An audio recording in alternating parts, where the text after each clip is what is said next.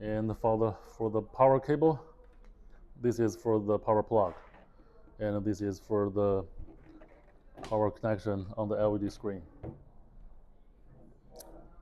Remember, there is only one position for the connectors to plug in.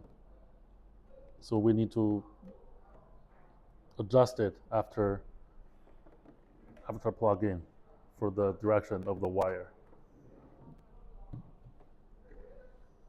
And now we can plug on to the power.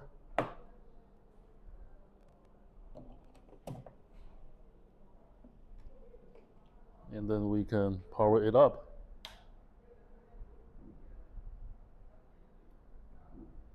Here's the demo, shows the Happy New Year sign.